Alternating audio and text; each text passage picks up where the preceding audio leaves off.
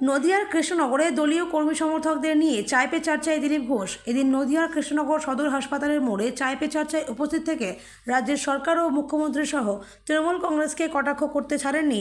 কি বললেন দেখুন। অভ্যন্তরীণ কোন্দল আরও তীব্র।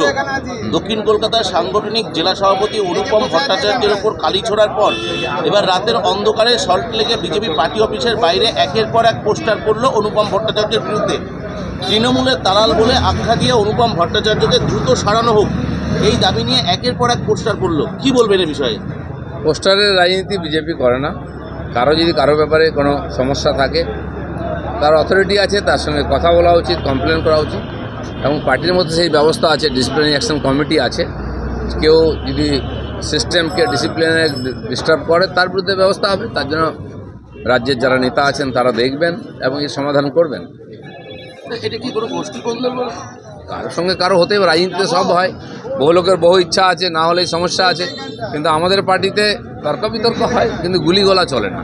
দাদা, যেখানে রাজারহাটে পুলিশের প্রহরায় দিনের পর দিন চলছে, রাতের বেলায় পুকুর পড়ে, কি বলবেন? সারা পশ্চিমবাংলায় পুকুর, নালি, খাল, বিল তো ভরাট হয়ে গেল, নদী পর্যন্ত চুরি হয়ে গেল। এটা নতুন কিছু নাই, আর তো কিছু নাই। লুটপাট করে এখন এই পুকুর আর জমি আর নদী আছে, ওটাই লুট হয়ে যাচ্ছে, পশ্চিমবাংলায় লুট হয়ে যাচ্ছে। যেখানে দাদা কুণাল ঘোষ কামরা সিন্ডেকে নিয়ে প্যারোডি করেছে এবং পুলিশ তাকে নোটিশ পাঠিয়েছে, কি বলবেন? দেখুন, এবং শিবসেনাকে হুমকি দিচ্ছে খুনের। নেই কাজ তো ওই ভাই। মহারাষ্ট্রে যা হচ্ছে মহারাষ্ট্রের লোক সমাধান করে নেবে, উত্তরপ্রদেশ যা হচ্ছে ওখানে সমাধান করে দেবে। পশ্চিমবাংলায় যে মাফিয়া রাজ, গুন্ডা রাজ, কাটমানি সিন্ডিকেট চলছে, তার সমাধান কী হবে? মমতা ব্যানার্জি এর থেকে পালিয়ে লন্ডন চলে গেলে কি সমাধান হয়ে যাবে? বুক চিতিয়ে লড়তে হবে। আজ পার্টির মধ্যে যেন খুনোখুনি মারামারি শুরু হয়ে গেছে।